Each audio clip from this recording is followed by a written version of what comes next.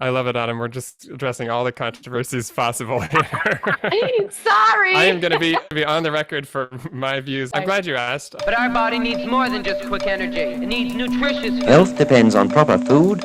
Sugary breakfast cereals scored really many of them in the top category. So these are highly refined foods. They're hyper palatable. They're hard not to overeat. They're addicting. Made a lot of people scratch their heads. Sure, if you add fortified nutrients to a breakfast cereal, you can make it look super healthy. The food matrix is not the same, and they've also been combined by food chemists. Over half of calories are from ultra-processed foods. How prevalent is micronutrient deficiency? Over half of the population. This is a major issue. It's impacting your growth, your cognitive performance. We can actually address undernutrition and this excess at the same time if we really pay attention to diet quality. So let's get into it. Nutrient density. Hi, Wellness Warriors. Today we have a really cool show with Dr. Beal up here, and he is a global nutrition researcher focused on helping achieve health and sustainable diets for everyone. He created a new rating system for the most nutrient-dense foods when it comes to the most important nutrients that most people are missing globally. I think it has been a huge piece that has been missing from this conversation when we're looking at other nutrient rating systems.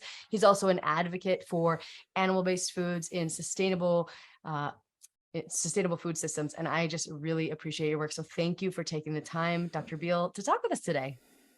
Oh, my pleasure. Thanks so much for having me. Yes.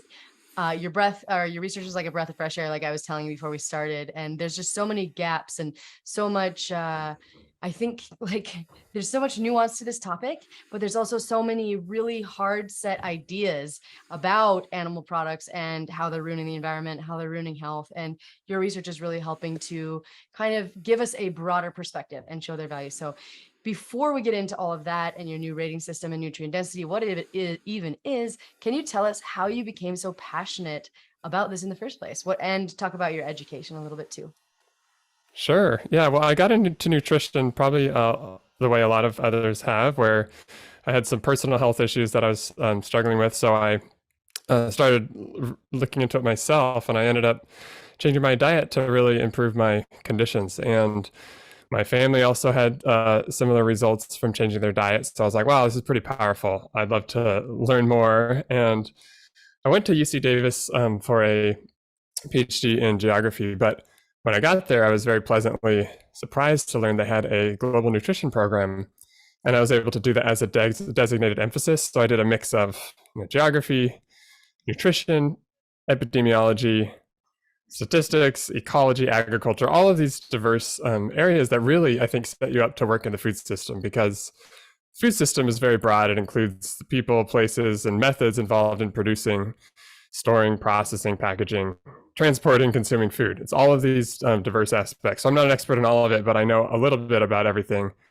And I've been really interested specifically in nutrient density, because globally, when you look at malnutrition, look at child stunting, you look at nutrient deficiencies, et cetera, it's really a big public health burden, and it's disrupting people's lives. It's preventing people from reaching their full potential. And so, of course, when you start looking at the critical age of young children when they're first starting to eat foods, they're growing faster than any other time in life.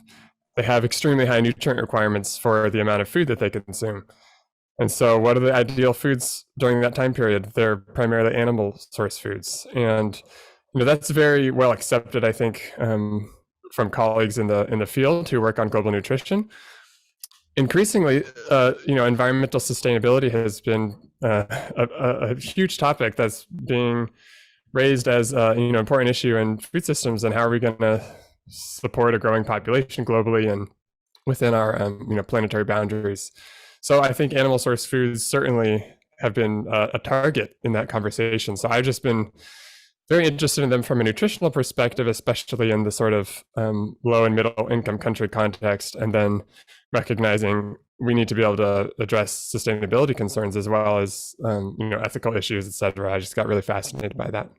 Yes, and you've done so much really important work, and we're confronted with these publications like the Eat-Lancet that comes out and recommends this diet that for higher economic status, right? For people in America who can supplement and, have this wide availability of food and access to education, it might be workable for some people. But like you're saying, for a lot of countries, it just isn't. And so before we get into that, I want to talk about the origins. Have you really looked into where this anti-meat narrative is coming from? Because I think that you said in the field, there are definite shortcomings, right? People acknowledge this, that it's difficult, and that it does have health benefits and provides a wide array of nutrients in a very bioavailable form. So what do you think are who's pulling the strings back there, or what is driving people to believe this in the first place?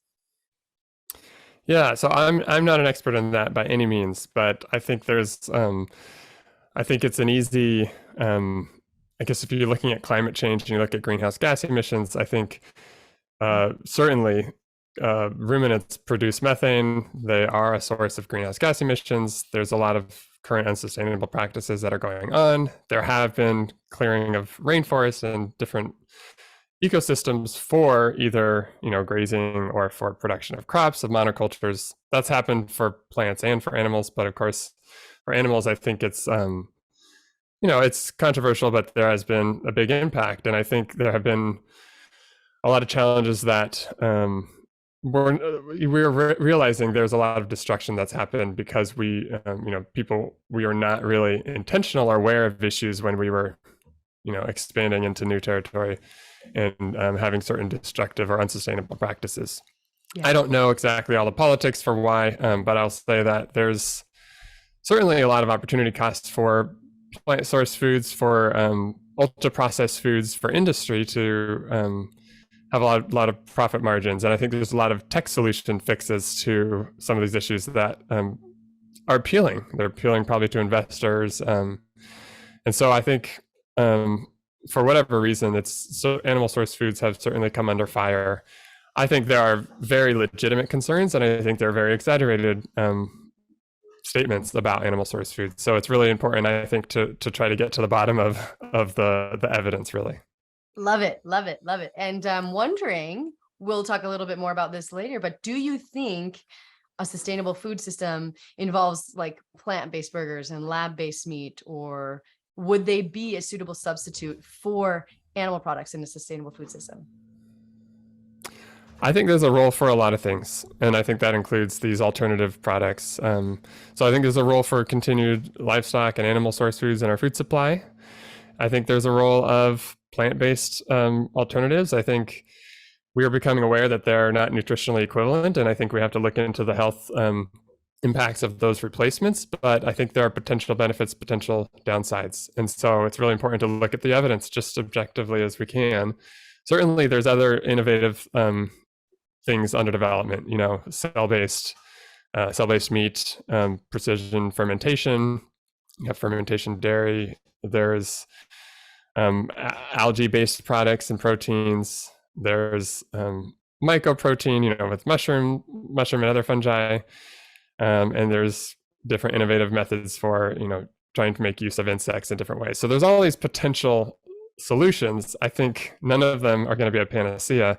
There's a lot of obstacles to all of these, whether it's consumer acceptance, whether it's the safety, whether it's the economic implications, whether it's sustainability issues. A lot of these can take a lot of energy as well. So I think it's just important to be open to looking at the evidence. And I think things are changing rapidly, and we can't say this is the way it's going to be, this product is always going to be here and the best product or whatnot. We just need to be open to see how things change over time. I just appreciate that so much. Just the nuance and the balance in pretty much all of the work that you've done that I've read. So thank you for that. That was wonderful. So let's get into it. Nutrient density, like you said, nutrient deficiency. We're often talking about obesity and type 2 diabetes and these non-communicable diseases, but I think a lot of times the nutrient deficiency piece of the puzzle kind of goes unnoticed because we are a developed country and we have enough food. But can you talk about it? How prevalent is micronutrient deficiency in America and globally, and what are its consequences? Sure. So we have an analysis we just completed a few months ago. It's in the final stages of review, where we're really looking at the prevalence of micronutrient deficiencies globally. We really only have okay data for women of reproductive age and for young children under 5 years of age. But what we can see, I think, unsurprisingly, in low and middle income countries is very high prevalence. When you think about the number and the prevalence of deficiencies, it's actually over half of the population. For women, it's about 2/3 of the population globally that have at least one deficiency. For preschool children, it's about 1 in 2, so about half. Those are very high numbers. In some countries, you look into Cameroon in Africa or India in South Asia, about 9 in 10 women have at least one deficiency. So this is a major issue. It's impacting your development, your growth, your cognitive performance, school performance, and ultimately has impacts that are long-term, economic, and they're intergenerational. So you think about malnutrition during critical stages of early childhood, adolescence, during pregnancy, these have really intergenerational consequences. Now, I think the more surprising piece, maybe to a lot of people, is that we looked at some evidence in high income countries. So we have data on the US and we have data on the United Kingdom. We found that 1 in 2 women in the United Kingdom have at least one deficiency. Wow. So that's half of the population of women of reproductive age. In the US, it's about 1 in 3 women from the data we have. Now, we're not looking at all micronutrients, so we don't have data on all of these. If we had data on every essential nutrient, we actually would probably see a higher prevalence. If you look at specific nutrients, in the US, iron deficiency is very prevalent. So for women, it's just over 20%. In the UK, it's similar. Zinc deficiency is actually around 14% in the US, about 10% in the UK. And also in the UK, we saw high amounts of folate deficiency and vitamin D deficiency, around 20%. So these are big numbers. And I think it's important to realize in the context of a high income country, the United States or the United Kingdom, obesity, diet-related non-communicable diseases like diabetes, heart disease, cancer, they're a big public burden, right? And so those are certainly, I think, and rightly so, a top priority on people's agenda. But I don't think we can neglect the fact that people are not getting the nutrients they need as well. And it's often the same people who have these chronic conditions. So look, we need to look at nutrient density regardless of whether you're in a high-income country or not, or a low-income country. So I think we want to raise that awareness and just say we can't just ignore this sort of undernutrition, nutritional adequacy piece. We see in all contexts globally that's actually a concern for a large majority of the population. Yeah, and I think that's so important what you said, that it's often the same people. So do you think that potentially correcting nutritional adequacy, even in these developed countries, could be a step and could be a way that we overcome this increase in non-communicable diseases? I actually think there are a lot of synergies. I think many folks will take a different opinion on this. They say, you have to have one strategy to try to reduce the chronic disease and obesity risk, and another strategy for, undernutrition, stunting, anemia. I think it's sort of one and the same. There are definitely some nuances, but in general, if you shift a diet to a dietary diversity, a wide range of plant source foods, of animal source foods, so that you can make sure you have a broad range of nutrients, and you're actually having a nutrient dense enough diet to get your nutrients needs met, generally in minimally processed foods or unprocessed foods, I think you're going to see improvements in other areas of chronic disease and obesity. And the reason for that is because you look at high income countries, over half of calories are from ultra processed foods. So these are highly refined foods. They're hyper palatable. They're hard not to overeat. They're addicting. You have cravings, and it's just like, how are you supposed to? And if in a context where your food environment is surrounded by these really delicious foods that are also affordable, how are you going to not overeat them? How do you resist? It's really challenging for people. So I think, yes, we can actually address undernutrition and this excess at the same time if we really pay attention to diet quality and consuming a less processed diet overall. I love that. And there was a recent trial where they kind of matched the diets for, relevant criteria, macronutrients, calories, sugar, etc. And they had some of them eat processed foods and some of them not eat processed foods. People eating processed foods, they ate 500 calories more, they gained more weight. And so what you're saying is 100% true. And obviously, 60% of our calories coming from hyperpalatable foods is one main driver that might displace other more nutrient dense sources of food in our diets. But what are some other main drivers of this nutrient deficiency epidemic, in your opinion, before we delve into your research and the findings? Yeah, it really varies by context. So where we often work, my organization, the Global Alliance for Improved Nutrition, we're working in low and middle income countries, primarily in Africa, South and Southeast Asia. Diets there are often dependent on a single staple. So it may be rice, it may be corn, it may be wheat, but they're not very diverse. So there's a lot of reasons for that, but oftentimes it's affordability or people don't have access to diverse foods. So those diets, they can benefit from just everything. Oftentimes animal source foods are really lacking. They don't have enough access to eggs, they don't have enough access to meat, to fish, to dairy. And I think if you had the folks who actually have access to these foods, you see that their consumption increases. So it's not that people want to be eating this really simple diet dependent on a single staple. Of course, in the US and other countries, this is a different story. Animal source foods are about a third of energy.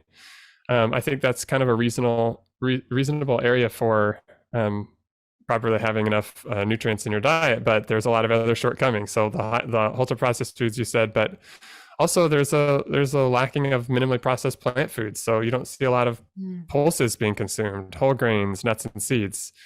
And so I think there's really depends on the context, but in the US, there's also probably too high amounts of processed meat. So if you're thinking about the types of animal source foods, you could shift to more fresh produced meat that has lower in sodium, doesn't have the preservatives, etc.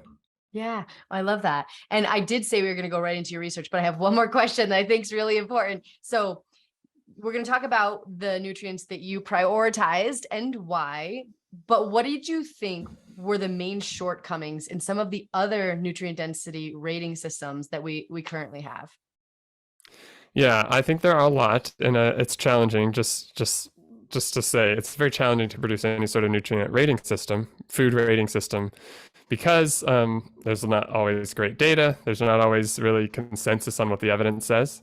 Yeah, I would say the biggest challenge with nutrient rating systems or nutrient profiling systems is that they focus on a few set of key nutrients, but they don't really get at the processing of the foods. They're not really accounting for, is this a highly processed, super, hyper palatable food, or is this a really wholesome food that's going to help you consume in moderation and whatnot? And so that's a big thing that's lacking.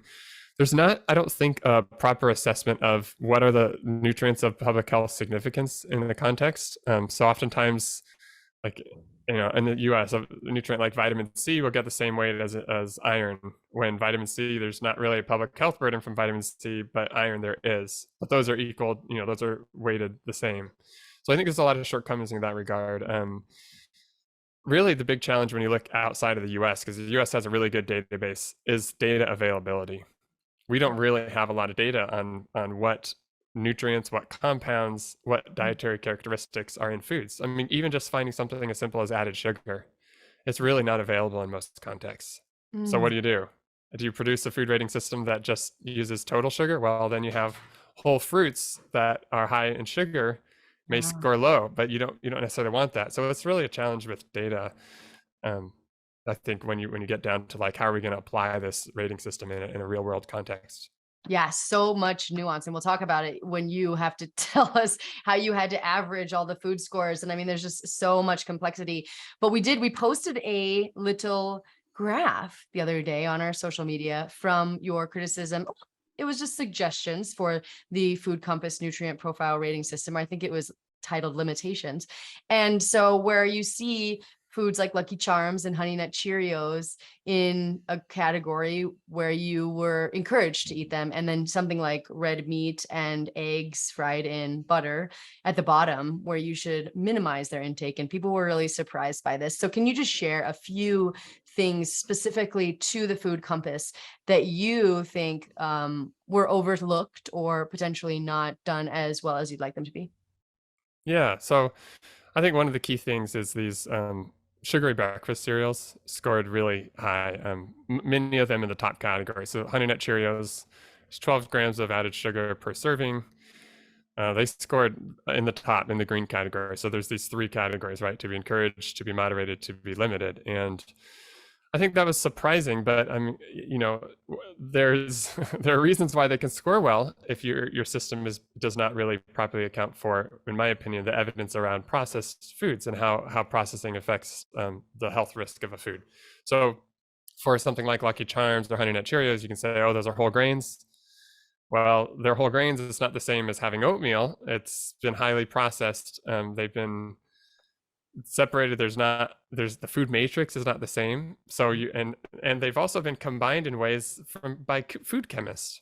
So if you have a bowl of Honey Nut Cheerios, it's not going to have the same effect on your, well, one, how much you want to keep eating it. Does it fill you up? Do you want to keep eating it right after you had them?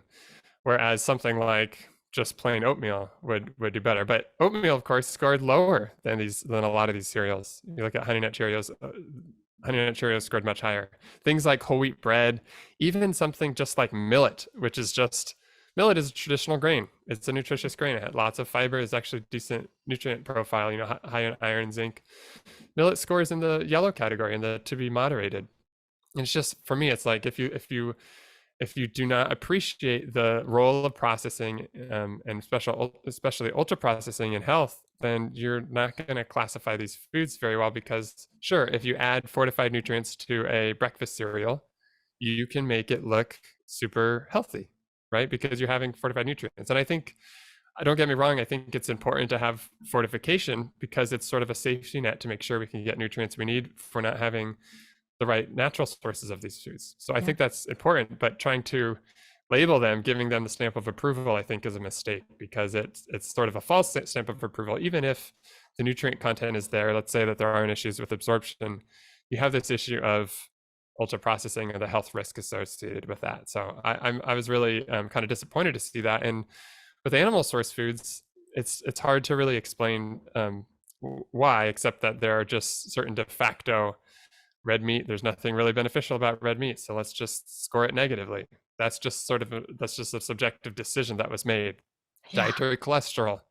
So if you think about eggs, the cholesterol in eggs, that's scored negatively, but we don't have a lot of evidence that dietary cholesterol itself, especially in like a whole food source of eggs, is really a big health risk. And there's sort of I think, an underappreciation of the inherent or the intrinsic nutrient density in these animal source foods that's not really accounted for in the rating system.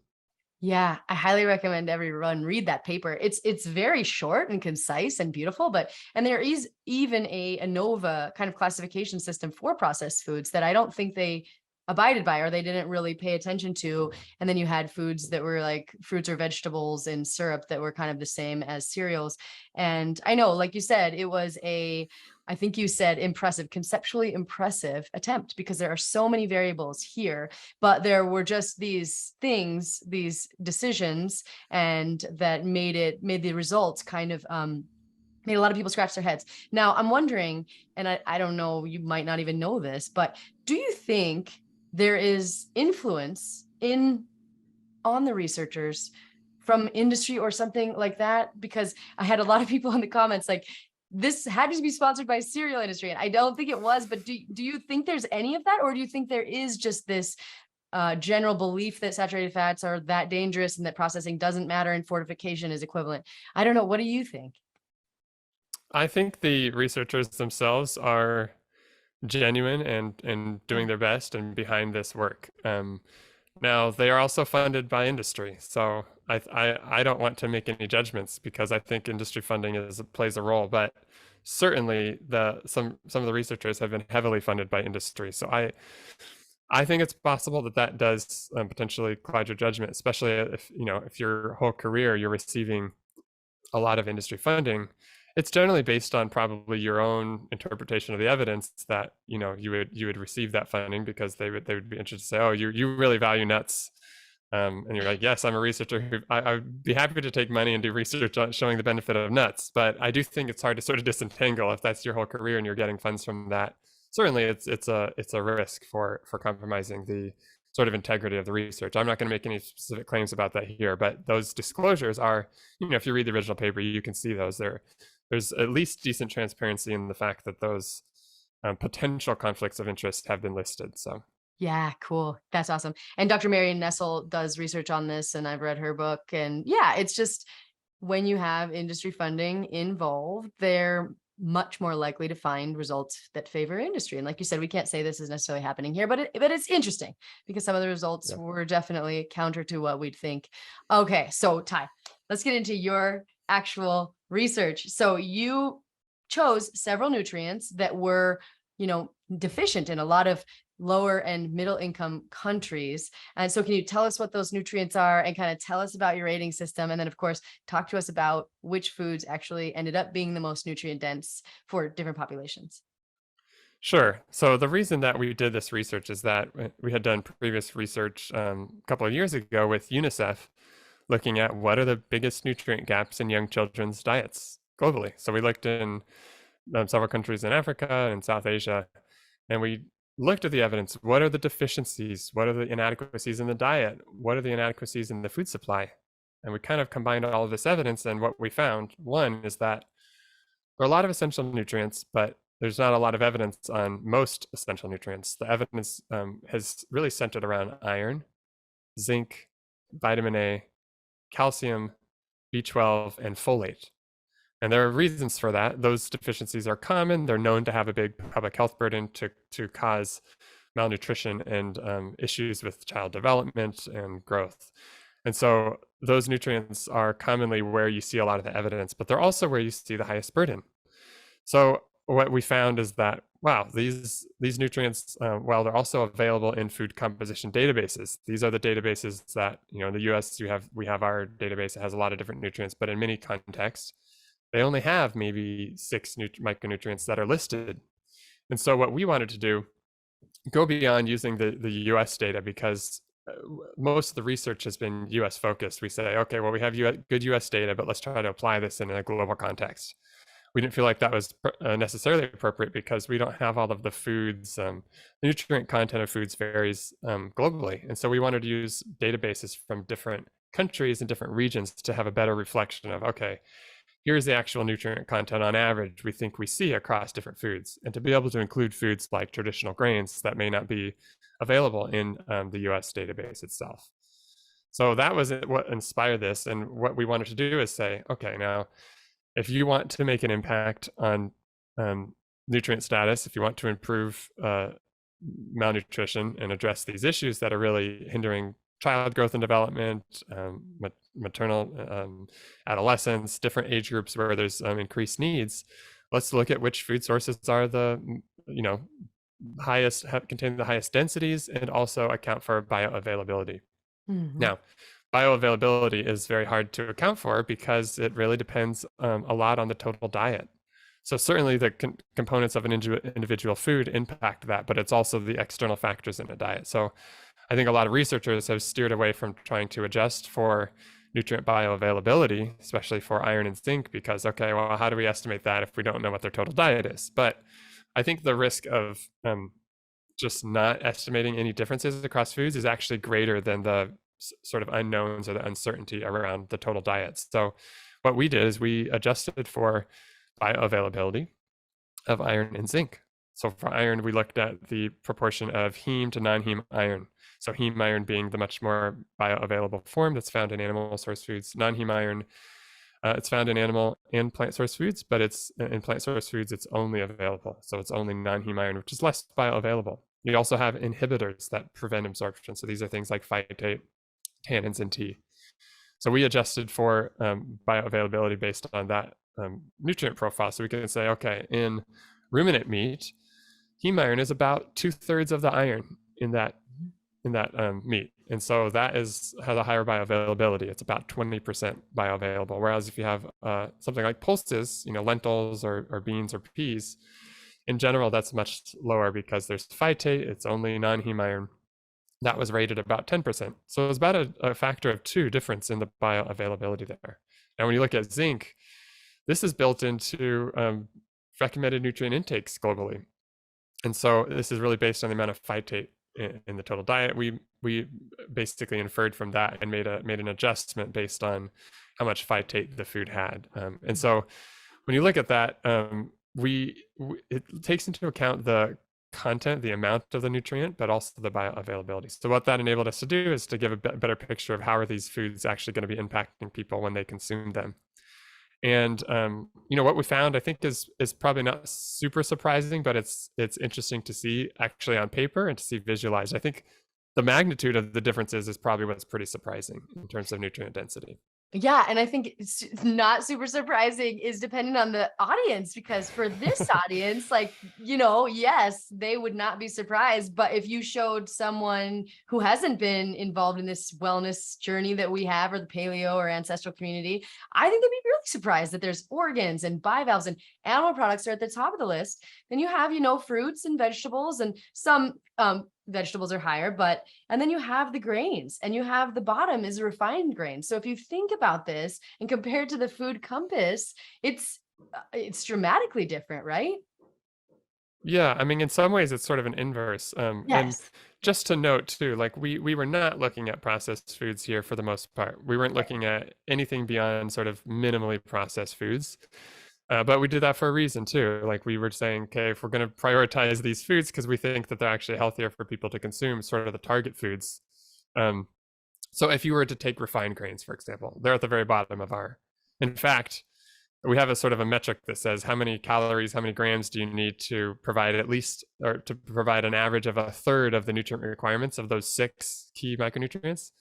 It was the bar was off the charts, so I had to truncate it at 4,000 calories or grams, right? So you can't eat enough refined grains to get your nutrients. But if you were to take the fortification in those grains, you could definitely score higher on the scale. But again, we did not include that for a reason, because we didn't want to just say, oh, well, here's a solution, just have all the refined grains you want, they're cheap, we can have industry do it and just fortify them.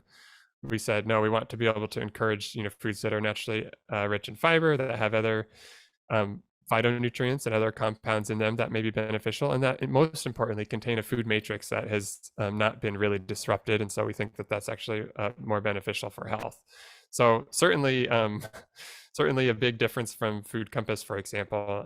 And you're right, animal source foods, organ meats. I think what people really talk about liver in the ancestral community. We don't talk a lot about spleen or kidney or heart. So it's kind of nice to be able to show, yeah, actually, if you want, if you can stomach I mean, there's certainly ways to prepare these. For example, there's a liverwurst by US Wellness Meats that has heart, and it has kidney and liver in it, along with beef, and it's actually really good.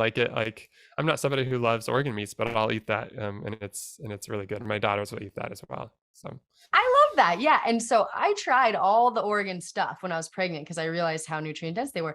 We have a supplement we sell that's an organ complex for people who can't do the liverwurst, but I know it's very beneficial and people really like it. For those of you who can stomach, if you can't, you can get your organs in other ways. And so organs, bivalves, were there any other surprises for you in terms of the foods that were either high on your list or low on your list, or was it kind of what you expected?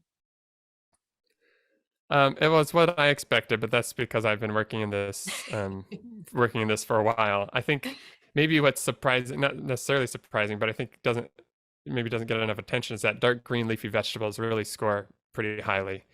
So I think they have a lot of iron, they have a lot of calcium, they have a lot of folate, and I don't want to undervalue those by any means. So I think that's really important to give a shout out to. One of the things I think is probably important for people to realize is that liver, I think this is in the ancestral communities, but really, like, people who want to eat a bunch of liver, but then there's tons of vitamin A, you really don't want to have too much vitamin A. Some of these other organs have very low vitamin A. So if you have something like kidney or spleen, you're not going to have that excess vitamin A intake along with it. So, but they're also very dense in other nutrients. So.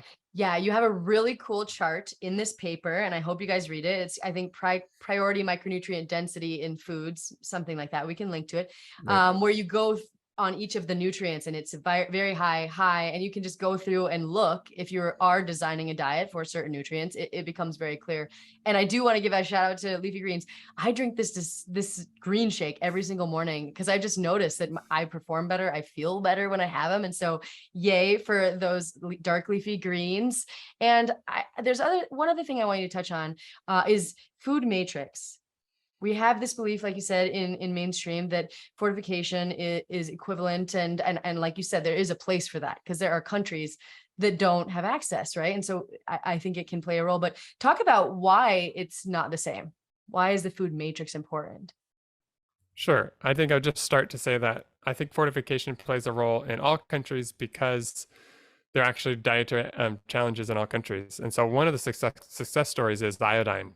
Salt was fortified with iodine, and actually improved a lot of people's health. And that's because, iodine's hard to, it's not consistently found in the same amount in foods because it depends on the soil content. There's a lot of nutrients like that. So I think that's important, but it should never be viewed as the equivalent. And well, for one thing, nothing is fortified beyond a handful of nutrients, but we know that foods contain thousands of compounds and nutrients. So maybe they're not essential, maybe they're not identified as essential nutrients, but they play a role in health. And we don't even really have a great understanding of that, other than to say, we know that there are some synergies. So there's synergies in consuming the whole egg. There's synergies in bioavailability. There's synergies in sort of protection from excess. There's a lot of different reasons to consume your nutrients in foods that are intrinsically high in these compounds that have a intact food matrix. I think the biggest role of the food matrix that we know right now is probably in the palatability and how our bodies absorb the energy and the nutrients from that. Because if you have something, for example, like Honey Nut Cheerios, you mentioned the study, I was glad that you did, about these two groups that were assigned the unprocessed and the ultra processed diet. One of the cereals for that processed diet was Honey Nut Cheerios. Honey Nut Cheerios scores off the charts on Food Compass, right? It's in the top category. But there's something about it. It's well, one, there's a lot of added sugar to it. The food matrix has been completely destroyed, and then there's a new food matrix created. And it's not something it's not something people can easily regulate how much they eat. And so I think that's a big factor. And I'm not opposed to making improvements on food processing. I think that's a whole field in itself. Food scientists should start working on how do we create artificial food matrices that really can be more healthful. But we're not there, and I don't think we can say let's just not worry about the food matrix. But that's really, when you look at a lot of food rating systems, that's what's done. It's just sort of ignored. Yeah, right. But there is a classification system, the ANOVA system, right? Where very minimally processed, and then there's ultra processed. But what we're eating in America is this ultra processed food, like you said, and it's hard to regulate. It's not the same. And I've always had this, just like, I don't know if it's a humility, where it's like, when you really study nutrition, you realize we are just kind of scratching the surface. Like you said, 70,000 different compounds in foods. We are tracking maybe 100 of them. We're putting like 13 on a nutrition label, but I think it really underestimates what's actually happening and the synergies. And I know some work with Dr. Van Vliet and everyone with metabolomics, I think we're going to learn a lot more really soon. But like you said, we're just not there yet. And so I think we just have to have this respect for the whole food matrix. Another thing, I'm going to interview your friend, Dr. Frederick Leroy, really soon. And I don't know if you're involved in the global burden of disease kind of paper that he put out, but I would love your thoughts. Beef, red meat, was pretty high on your nutrient density rating system. And we talked about saturated fat a little bit, but can you tell us, when you look at epidemiological research, there seems to be this clear link between saturated fat and elevated risk for heart disease.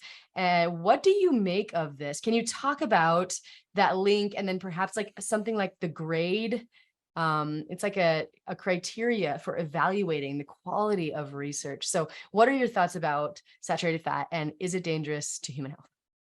Yeah, so I wasn't involved in that paper that you mentioned, but I really appreciated it because for your listeners, maybe many have heard, but the Global Burden of Disease study is really the largest, public health continually running sort of research program. And they produce these estimates of the global burden and their, what number of people have, have died, or what is the sort of disability adjusted life years. And red meat from the 2007 study had there was a moderate amount of red meat that was considered healthy and okay. And then if you went above that, it's like 20, 22, 23 grams, which is already very low.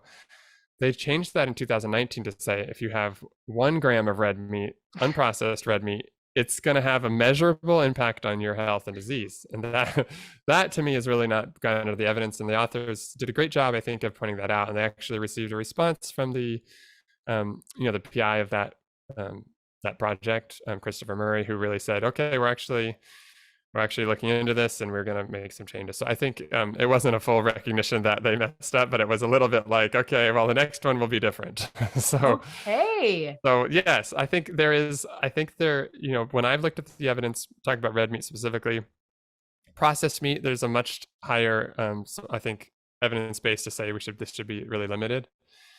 There's a range of processed meat. So chicken McNuggets are going to be probably worse than something like, just has salt to preserve it. You keep your sodium levels in check.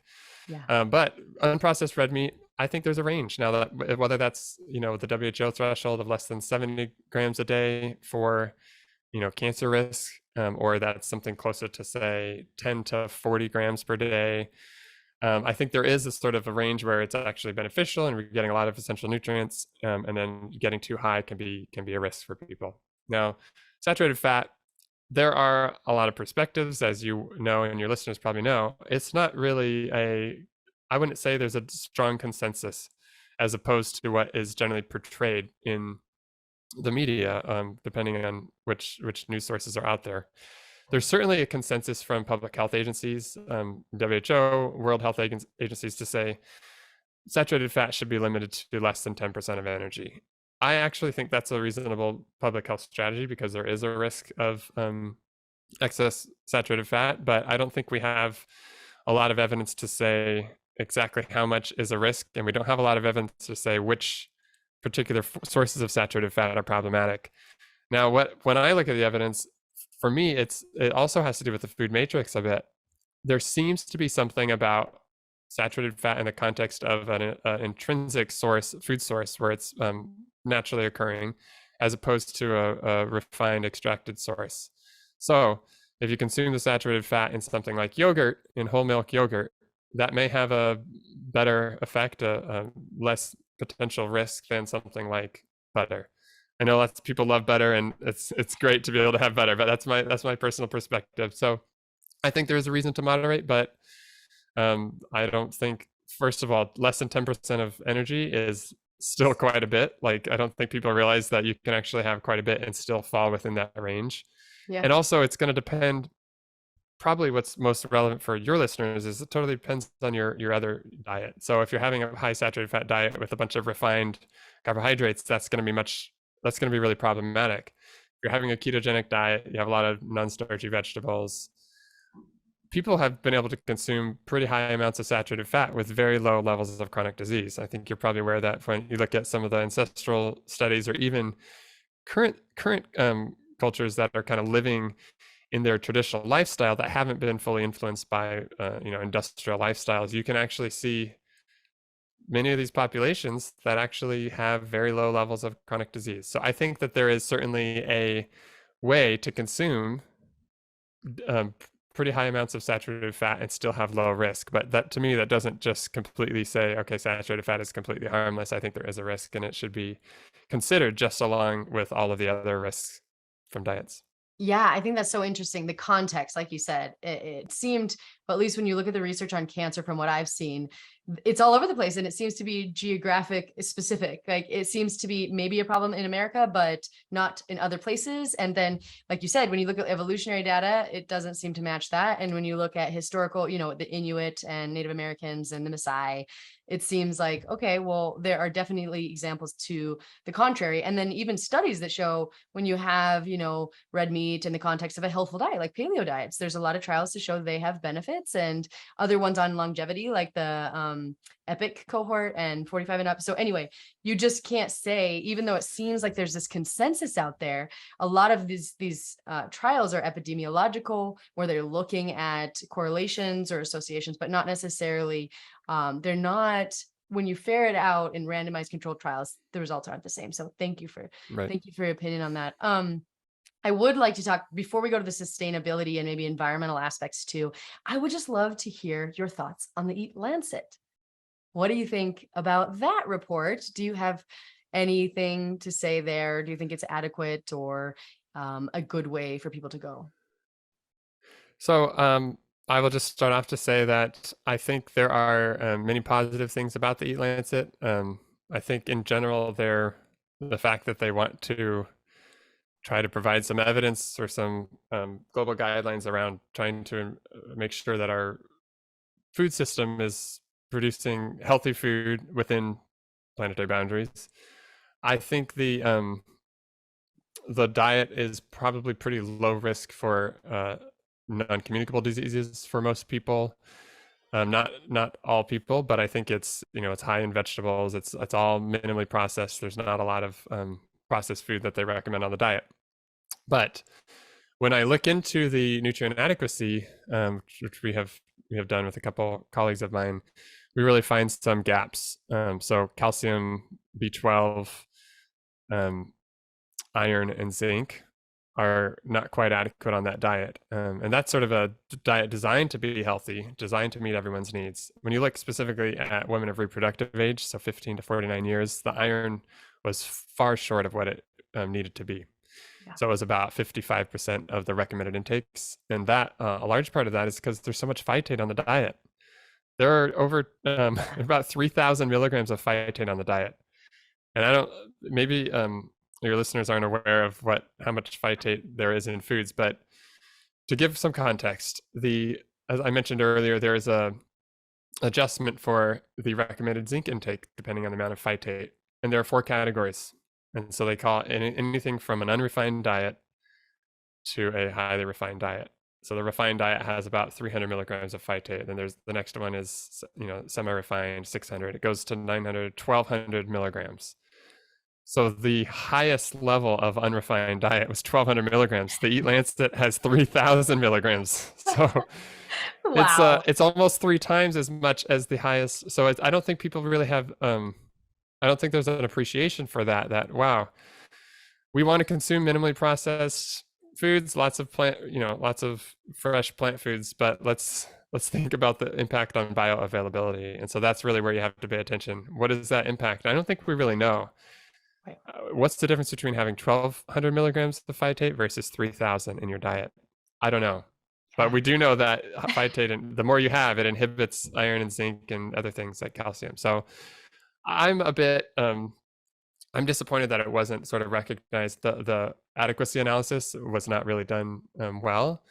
It was just sort of assumed like, yes, this is adequate. But there is an Eat-Lancet 2.0 that's being done, and I think they really care about getting this right. I've had a few discussions with Walter Willett, who leads the analysis, and he does care, and I think they certainly want to get this right. And so I think that's going to be helpful in the next version. There's also a lot of, I think, recognition of some of the limitations to say, look, we're not trying to say, and they weren't trying to say this is a one size fits all. It was sort of like this average, and there's a range, but generally trying to make things much more flexible, context specific. I would like to see let's what has been done with the Eat-Lancet, I think is a shame, is that it's just being used to influence policy. Yeah. Countries are either being told like this is the diet you need to have, or they're just kind of saying, oh, this is the diet we should have because this is what the experts say. But I think what should be happening is much more balanced engagement. Any stakeholder who's going to be impacted by changes to a diet or their food system needs to be involved in that decision-making process. It needs to be a discussion, and they ultimately need to be in the sort of making those decisions, as opposed to this external we have the answers, here's how everybody should eat globally, because maybe that works for some people, but it may not work for others. So something specifically in the diet that I had a problem with, I think the reason added sugar, there was, I think, 31 grams allowed per day. I think the reason they do that is because they're trying to say, oh, well, we want to be accommodating. Like, some people eat sugar, we don't want to try to dictate what they eat. But at the same time, you're allowing much smaller amounts of something like eggs or unprocessed red meat.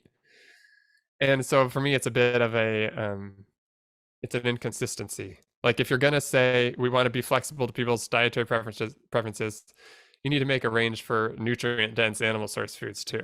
I know there's an argument on the environmental side. I don't know, 31 grams of sugar per day.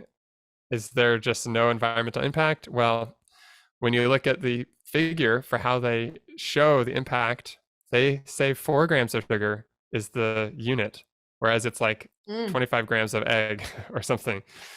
It's just a different scale. How can you assess the impact of sugar on 4 grams versus eggs on 25 grams? It's not fair. And I don't know if that was intentional or if that happened by accident, but like, if I was reviewing that, or if I was an author on that paper, I would have said, hold on, let's think about portion sizes that actually make sense. Let's create a balance here when we're assessing this, because I don't think it's fair to do that.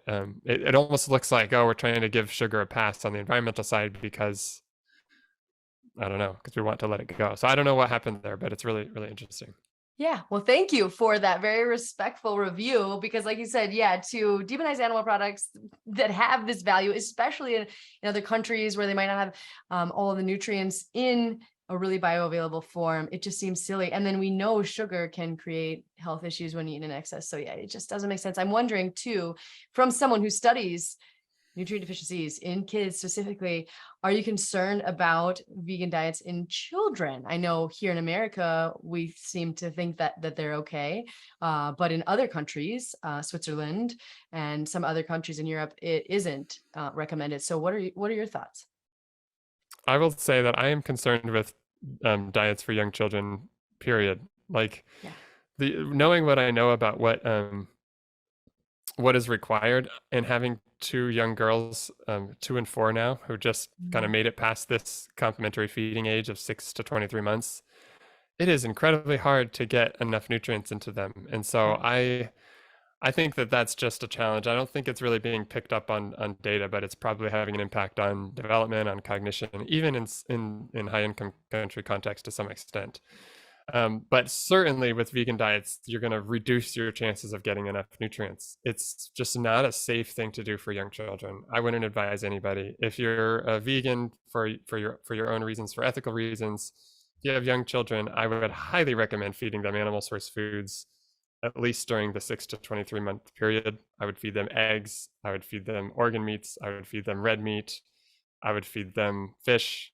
I would feed them yogurt and other dairy. Absolutely. I mean, I don't see any other way to have an optimal diet for a young child if you exclude animal source foods.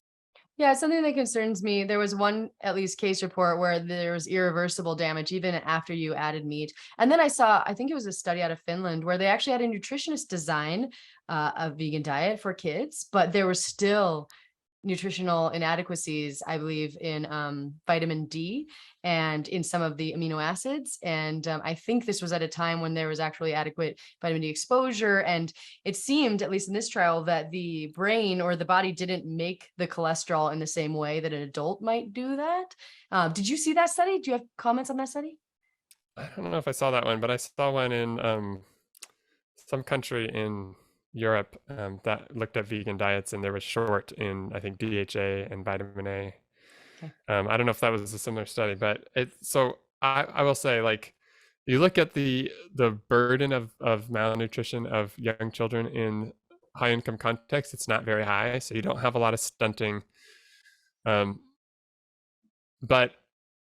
I don't think we're picking up all of the impacts of the diets. So it's not just like a measurable just because you reach your obtained growth. I don't think that means you're optimally fed, and essentially definitely not doesn't mean that you have all of your nutrient needs met. So I think we're missing out on an opportunity to, I think, nourish our children during a critical time where, I mean, ultimately their whole period of growth and development from your early childhood to adolescence, I think, should really be fostered. And so I think these efforts to go vegan, for a lot of reasons, like I have no problem against people who want to do that if it's their choice. More power to you. If you can do that and be healthy, that's great. But if it's your kid, I would really want to pay attention to making sure you're getting the nutrients they need, because it's not, like you said, if you have something that's irreversible, we have B12 deficiency, for example. Yep. That could happen, and it could creep up on you, and by the time it's, you recognize it could be too late to make a difference. And of course, if you are, if you have an unlucky child who doesn't actually get the nutrients they need to even reach the height that they need to be, that's certainly a long-term potential consequence. So I think we need to really pay attention to diets for our young children.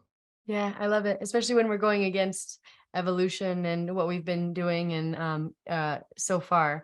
So thank you for that. That's again very respectfully articulated. And I never like to tell people what to do. I am always for, hey, you decide what's best for you. But when it comes to kids, I have a little bit of a bias there. So 2 more questions. Do you have time for 2 more questions? Absolutely. Okay. Now this is kind of a fun one, and I didn't even plan to ask you, but I realized I think I need to ask you. And then we're going to get into sustainability around animal foods. What are your thoughts on vegetable oils? You see, in our space, there's a lot of people who are talking about the dangers of vegetable oils and the benefits of more traditional fats, but I don't know that I've read anything that you've written about that. Do you have an opinion one way or the other? I love it, Adam. We're just addressing all the controversies possible here. Sorry. I am going to be on the record for my views on all of these controversial topics. No, I'm glad you asked. Okay. I have shifted my opinion on this a bit, but I will say I'm not super happy about the process that some vegetable oils go through. So, I think in this community, we talk about these industrial seed oils, we talk about the extraction process, the solvents used, Yep. the fact that it actually does reduce a lot of the nutrient content, even the more refined those are. I have some concerns about that. I do think there's concerns certainly for oxidative damage in that process, and most importantly, when you're heating the oil. So I think the deep frying, the deep fryer that's just continually using that oil, I think there's concerns. I think they're highly exaggerated by many in this, I think, group, in the ancestral group. But I think they're there. Now, there's also so much evidence about them having a positive effect. So I don't want to say that that's that evidence is just so robust that we know for sure every vegetable oil is fine, eat as much as you want. But my general sense is, my perspective is that if you have vegetable oil on salad, that's going to be a relatively positive impact, versus if you're going to have donuts fried in vegetable oil, that's going to be a pretty negative impact. If you want to keep it simple, just don't eat ultra processed foods, deep fried foods very frequently. Make them a treat. Now, what I do personally, I still kind of prefer oils that have a more natural fatty makeup. So like something like avocado oil, olive oil, I use pretty regularly, especially to cook with. But I don't know, I'd probably say the evidence, if you're gonna have fresh vegetable oils, go for it. Like, I don't think there's a high risk there. I do think if you're gonna have that versus a bunch of coconut oil or lard or palm oil, I'd probably say the vegetable oils are healthier for in a fresh context like that. But that's my perspective. I think it's really about right now. It's like we have evidence to show they are they appear to be relatively safe and potentially beneficial. I think that something like Food Compass goes way too far to say that if you have any vegetable oil, it's like the top scoring oil, regardless of how that's used. I think that's a really big mistake. And to over penalize something like butter or coconut oil, I think is a problem as well. So I think personally, I would stay more for, if you're cooking, I use a lot of avocado oil, and salads I do a lot of olive oil, but I'm not really opposed to people using vegetable oils if they're into that. Oh, you navigated that beautifully. Like you said, inside the ancestral health community, there's like, people are very anti vegetable oils, but when we go outside, there are a lot of researchers who would say the opposite, like you said, that they're very, very helpful. And so I think that's interesting. What I think is very curious is just that as our consumption of animal fats have declined, and vegetable oil consumption has increased so much, that so have our rates of disease. Now that's only one factor, and there's probably, processed foods are in the equation, and it is so complex. It's interesting, but yeah, I loved your perspective on that. Thank you for sharing it. Sorry to put so many minefields in your way.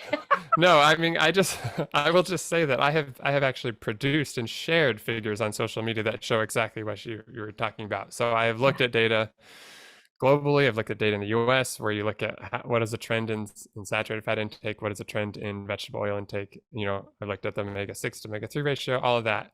And you're absolutely right. Like, there is this big increase in shift from saturated fats to unsaturated vegetable oils. And the same time you see this increase in obesity and non-communicable diseases. I don't think that's necessarily causative. For me, it's what it does is it's most likely the ultra processed foods and the type of processing in foods.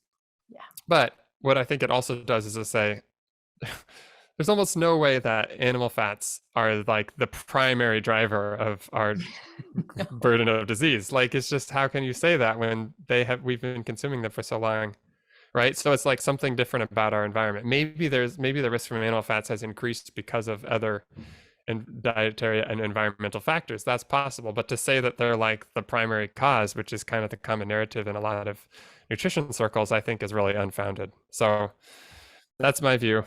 I love it. I love it, Dr. Beal. I think that's good stuff. And so, yeah, I wanted to get into sustainability, but I also like you said, on a day-to-day basis, you're sharing with your cooking oils. I want to make this practical for people. You study nutrient density. What are you eating every day? Like, what is on your plate? Are you not eating certain foods? Can you just give us an idea of how one might optimize the nutrient density of their diet in breakfast, lunch, and dinner?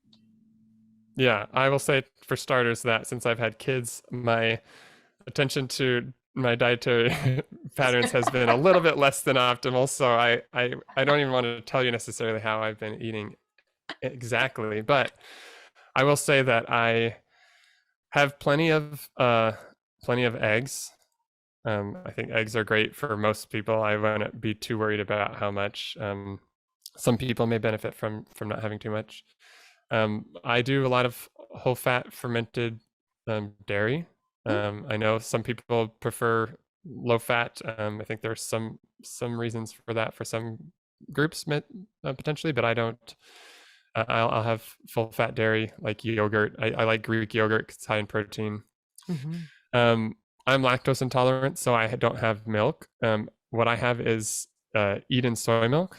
So I don't know if you're familiar with this, but also this community is very opposed to soy, I think. But I used to be, and I've actually come around to the other side. I think soy is, so there's 12 grams of protein per 8 ounces in this milk. So it's actually like very high, and the bioavailability of the protein is high. It's also high in potassium and other nutrients and iron. So actually, soy milk actually has more iron. So I love the Eden soy because of that. It's one of the most sort of densest. It doesn't have anything other than soybeans and water. So I'll have that with this. I have this muesli that has no added sugar, and it's just kind of a mix of different grains and fruit and nuts and seeds, and I think that's great. So I'll do that for breakfast a lot of times. I'll have eggs. I'll have red meat. I'll have beef or pork and poultry for proteins a lot of times, but I also do a lot of legumes as well. So I have a lot of peanut butter. I do a lot of like lentil pasta. I think this is a big positive trend in, if you're going to have pasta, I get a pasta that's just lentils, and it's actually high in protein, it's high in fiber, it's high in iron and zinc. And so I'll have that with, tomato sauce with like not too much sodium, because I have a risk of, I think, of having too much sodium. And then I just try to have lots of fruits and vegetables. So I sort of do lots of dark leafy greens. And then fruits, I sort of make fruit as the dessert. So instead of having ice cream or things that are like incredibly amazing, which I love, I don't have those all the time, but I'll binge on as many blueberries as I can have, or strawberries, or I don't know, you name it. Like, I'll have a giant portion of watermelon after a meal as my like dessert. And I just like personally feel so much better in the short term when I eat that way. So if I have something, if I have a junk food, if I have really ultra processed foods or desserts, I just don't feel well. So for me, it's sort of a constant reminder. I have that sensory feedback. I don't think everybody feels that necessarily, but I have that, like, if I shift away from my diet, I don't feel as good. So I prefer to stick to that. I'll have lots of I didn't mention this, but also have oatmeal. We have like sprouted oats where we add seeds like chia seeds and hemp seeds and flax seeds. And again, I'll add like a pound or two of blueberries and just like tons of frozen blueberries to sweeten it. So I just like using whole foods to make, you know, meals taste good. And I'll just, yeah, I just make sure I, you know, I'll cook. I fry eggs in butter. I'm just gonna say that Food Compass red score, that is one of my staples. I will fry eggs in butter, and I will probably continue to do that. It's like not even that much butter. I don't know how you could score that in the red. Yeah, that's Um, yeah, it's crazy. and yeah, but I have shifted sort of. I used to be a bit like, I'll have tons of butter and coconut oil as much as I possibly can, but I actually am paying attention to that. I'm gonna actually, you know, I had my cholesterol and blood markers, and so I really actually want to pay attention to that. So I don't shy away from having saturated fat, but I'm not like trying to gulp it up as the elixir of life or something. Yeah, I think that's something that's missing from, you know, sometimes this ancestral health community is like, it's a very person dependent amount of these kinds of fats sometimes that you can have. Like for certain populations, I have both genes for Alzheimer's. And so I'm not slamming down saturated fat either, but it's definitely part of my diet, and it definitely comes from like whole food sources. But I don't think that means that I should eat most of my diet from it. So, and I think your voice is so important because you're not in keto camp, you're not in paleo camp, you are in nutrient camp. You are just coming at this from a nutrient density perspective. It's really, really refreshing, and I love it so much. So I just took up so much of your time. And so will you tell people, I just found your dynamic white paper. Can you talk about that a little bit, where people can connect with you? And if you want to give us just like an amazing statement about sustainability of animal products in for health and environmental health specifically, that would be great too. But I know I put a lot of pressure on you. So yeah, okay. So sure. So I think what you're talking about is that what Frederick Leroy has sort of led this online dynamic white paper, where it's really set up to expand on a recent paper that we published on the health, sustainability, and the ethical issues of animal source foods. And it tries to address all the points. I recommend it. I'm sort of impressed. I haven't gone to the site. I can't remember. It's Aleph, ALEPH. I can't remember the exact URL, but it's really impressive how quickly Frederick and others can update those. You'll see a study come out, and like the next day, it's like, oh, that's on this. It's been updated, so it's pretty current. And what they're not like, we're really not afraid to be presented with counter evidence. I think that's super important. And in fact, that's what the site attempts to do, is like it cites all of this evidence that's been used, and then it's like, let's talk about the other perspective, or let's just try to look at this evidence. So there's that. For me, if you want to find me, I'm mostly on Twitter. So that's Tyr Tyrbeal. And I post current research that I'm working on, or that's just come out, and also stuff that's from others that I think is super interesting and relevant. I'll give you my very short take on sustainability. I think there is certainly a role of animal source foods in sustainable food systems. I would not like to see, certainly would not like to see an elimination of animal source foods. I would not like to even necessarily see a drastic reduction. What I would like to see is, the biggest priority is to shift our practices and our overall approach to producing food that is more synergistic with ecosystems and the environment. And so I think all foods have the capability of being produced sustainably in the right context and with the right approach, and that really should be central. So we should be paying attention to the environment where foods are produced. If you think about it, it's the ecosystem is a natural rangeland that really supports ruminants. I think that there's a way to sustainably produce that using regenerative practices. I think that there is certainly a reason to moderate, and there's certain scale issues. I don't think we can have as much meat as we want. I think we have to consider what's reasonable. But I do think that there's a role for everything. Just because something's a plant food or a crop doesn't mean that it's sustainable. There are many examples of this, but intensive monocultures have depleted water systems. They've polluted water systems. They have used fossil fuel fertilizers. They've destroyed soils. They've destroyed the ecosystems on that land. But at the same time, there are certain times where intensive, maybe sustainable intensive agriculture may be appropriate in certain contexts where you're trying to spare land from really diverse ecosystems, where if you need to produce some food, maybe it's better to produce it in a really efficient way. But I will say a big takeaway for me is that just because it may, let's say you have a regenerative approach, we often see this White Oak Pastures paper cited where it's like, I've seen it cited on both sides of this debate saying, look, this is a really sustainable practice here.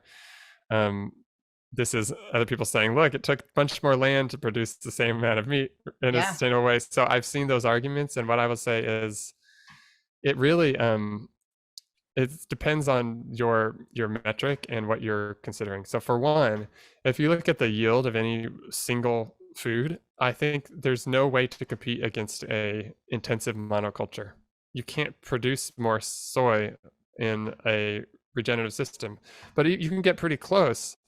And what I think is often ignored, which I can't quite understand, is that you can produce so many other products at the same time in a diverse agro-ecosystem. So you can produce honey sustainably. You can produce products from the animals themselves that are not, edible. There's so many different, you can produce a diversity of crops. So if you actually look at the potential for a regenerative type approach in overall output of products and food, I think the yield actually can be higher than some of these intensive systems. I don't think that's really appreciated.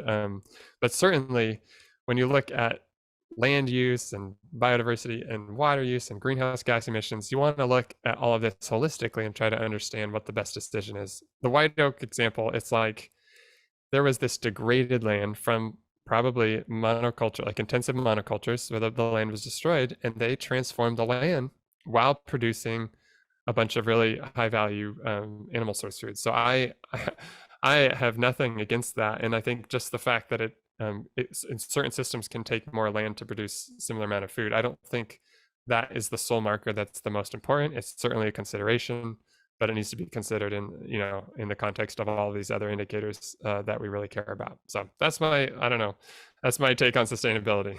That was amazing. And like you said, you actually have written a paper where you go through water, land, and all of these issues kind of one by one. So I go follow Ty Beal, Dr. Ty Beal on Twitter. Like I said, it's one of my favorite things. You post some really great stuff, and just thank you for your time and all of your research. And I can't wait to catch up with you. Come back on the show once you get settled in California and figure out what's next. I just really love the time. So thank you. Thanks so much for having me, Adam. It's a pleasure.